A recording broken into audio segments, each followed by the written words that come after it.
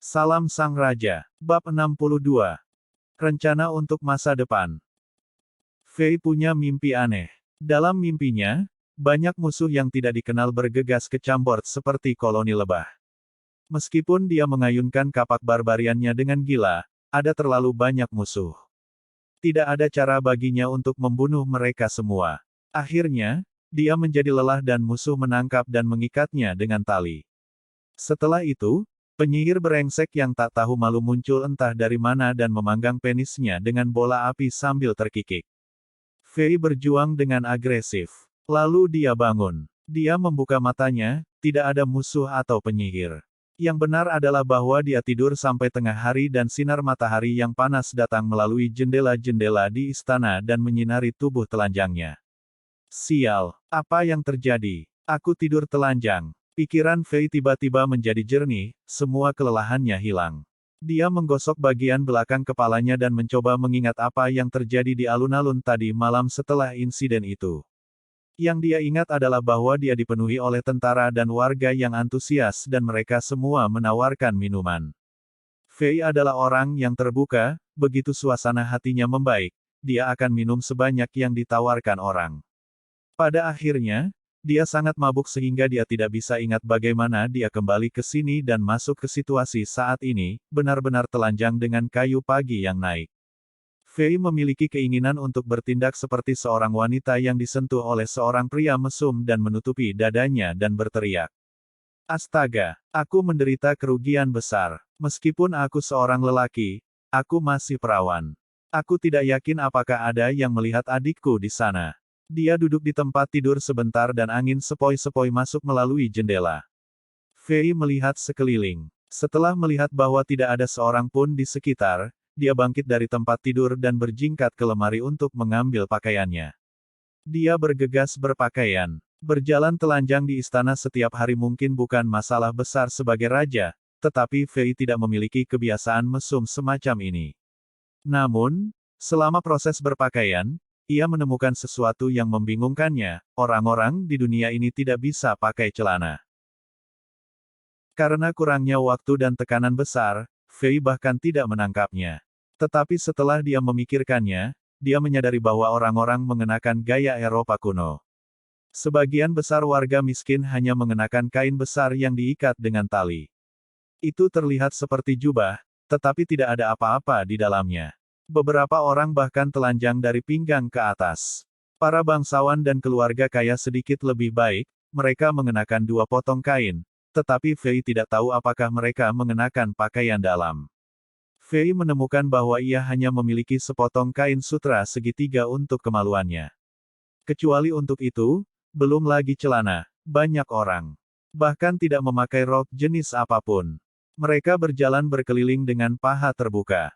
Hanya para bangsawan kaya yang akan memakai celana yang mirip dengan gaun. Potongan-potongan kain yang lebih kecil dihubungkan bersama dengan tali emas dan ditempatkan di bawah kain yang lebih besar, memungkinkan angin sepoi-sepoi untuk dengan mudah mencapai daerah-daerah itu. Setelah berpakaian, Fei merasa tidak nyaman karena kemaluannya dingin. Setelah beberapa pemikiran, ia memutuskan untuk memakai baju besi ksatria kulit, karena paling tidak baju besi ini menjaga kemaluannya. Meskipun ada banyak gesekan satu sama lain, itu akan melindungi kemaluannya daripada hanya menggantung longgar. Istana sepi dan Fei berbalik dan berjalan ke jendela. Itu sangat besar, seukuran pintu besar. Istana itu dibuat dengan tumpukan batu putih besar, itu terlihat sangat luar biasa. Pilar batu raksasa dan patung-patung dewa berdiri di ruangan itu, dan mural-mural luar biasa memenuhi dinding. Jendela raksasa terbuka di keempat sisi dinding.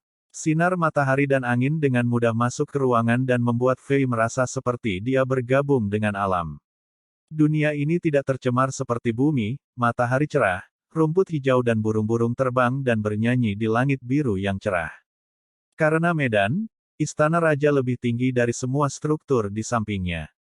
Berdiri di dekat jendela, Fei bisa dengan mudah melihat pemandangan seluruh kastil.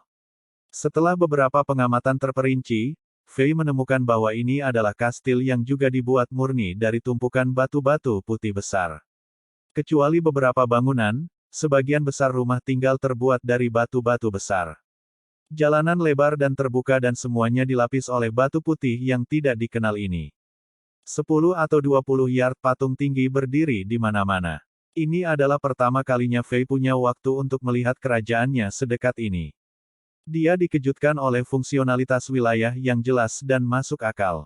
Dia samar-samar bisa membedakan daerah perumahan, daerah pasar, alun-alun, arena pelatihan, daerah perakitan dan kuil ritual, bahkan ada beberapa daerah untuk pembuangan sampah. Luar biasa. Kastil ini terasa seperti dirancang oleh seseorang dari dunia teknologi tinggi modern beradab. Fei tidak bisa menahan nafas. Dia melihat ke seberang sungai Zuli dan pandangannya mendarat di dataran hijau tak terbatas di tepi selatan. Fei merasa bahwa hipotesisnya tentang Kastil Chambord menyembunyikan rahasia adalah 99,9% benar. Sepertinya semua orang yang ada di Chambord adalah orang yang datang belakangan dan bukan orang yang benar-benar membangunnya. Tidak mungkin dengan ukuran populasi saat ini dan kemampuan konstruksi, orang-orang Chambord akan dapat membangun benteng klasik seperti itu. Saat Fei menghela nafas, suara tunangannya Angela terdengar. Alexander, kamu sudah bangun. Aku sudah menyiapkan sarapan untuk kamu. Makanlah selagi masih panas. Setelah itu, menurut tradisi, bangsawan dan menteri akan datang ke sini dan memberikan audiensi kepada raja. Angela membawa piring emas bersamanya, di atas piring ada beberapa buah segar dan secangkir susu kambing yang mengepul. Fei makan sarapan sambil menatap Angela yang tersenyum, suasana hatinya lebih baik dari sebelumnya. Dia mengintip gaun leher terbuka biru Angela dan berpikir dengan cabul. Apakah dia mengenakan bra dan celana di bawah itu? Untuk wanita di benua Azeroth, mungkinkah kecuali untuk gaun dan jubah, mereka juga hanya memiliki kain sutra segitiga untuk menutupi kemaluan mereka. Mungkin aku harus mengganti kode berpakaian untuk orang-orang di Chambord.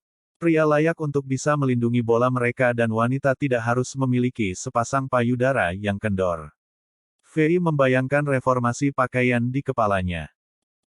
Apa? Buzzer dan Yil sama-sama menghilang. Petik 2. 1 jam kemudian di aula eksekutif raja, Fei duduk dengan tidak nyaman di atas tahta yang dikerumuni oleh 2 patung monster singa yang berada di puncak tangga setinggi 3 yard. Dia terkejut setelah mendengarkan laporan Brook.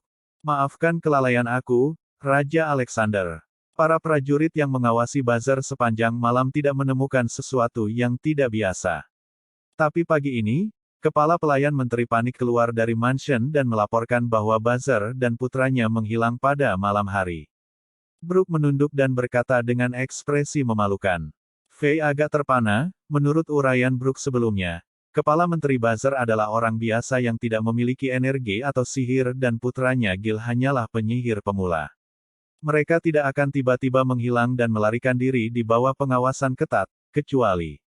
Brook, itu bukan salahmu. Lampard yang diam tiba-tiba berkata. Jika Buzzer ingin pergi, tidak ada seorang pun di Chambord yang bisa menghentikannya, bahkan jika Raja Alexander dan aku mencoba untuk menghentikannya bersama. Banyak orang tersentak di aula, tak satu pun dari mereka yang tahu mengapa. Seorang prajurit bintang 3 dan seorang raja yang dapat membunuh 3 prajurit bintang tidak dapat menghentikan seorang lelaki tua kurus.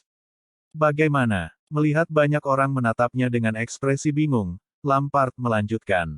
Beberapa waktu yang lalu, aku menemukan bahwa untuk beberapa alasan, seorang prajurit bintang 3 yang kuat ada di pihak Buzzer dan bekerja untuknya. Aku bahkan bertarung dengan penyihir itu secara pribadi, tapi aku tidak bisa mengalahkannya. Ke penyihir bintang 3, jika dia ingin membawa 2 orang dan meninggalkan Chambord Castle tanpa mendapatkan perhatian prajurit, itu terlalu mudah.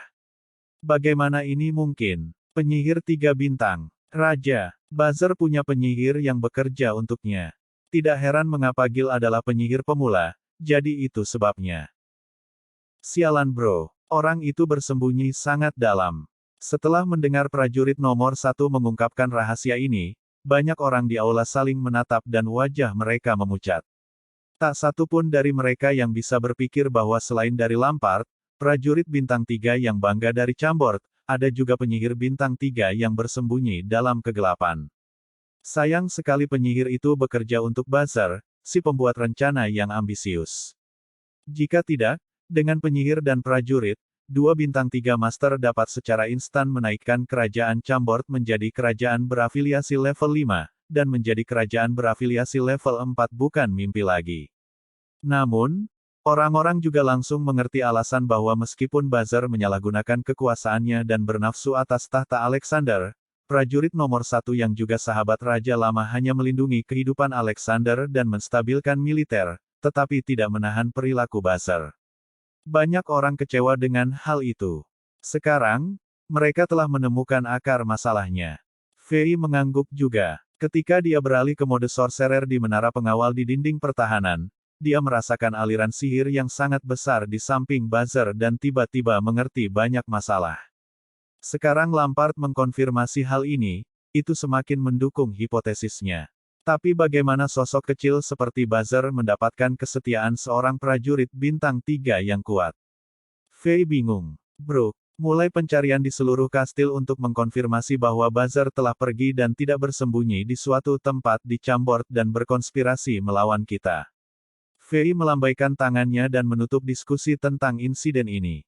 Juga, bebaskan semua pelayan dan budak di rumah Buzzer, biarkan mereka berjuang sendiri. Rumah besar dan semua barang-barang mereka akan menjadi milik raja.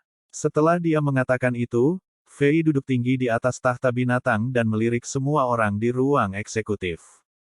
Pers, Drogba, Brooke, Torres, Lampard, juga Bas tua yang tampan, dan sepasang tetua yang sangat dihormati dan bereputasi tinggi di Chambord. Orang-orang ini akan menjadi pemimpin kunci masa depan Chambord. Sayangnya, kekuatan tim ini terlalu lemah, aku harus menemukan cara untuk meningkatkan kekuatan semua orang. Bisakah aku menemukan beberapa solusi di dunia Diablo? Fei berpikir dalam hati. Ditambah lagi, rekonstruksi militer dan memperbaiki hukum dan kebijakan kerajaan juga harus dimasukkan dalam agenda. Di benua yang digerakkan oleh perang ini, terus meningkatkan kekuatan adalah satu-satunya cara untuk bertahan hidup. Bersambung.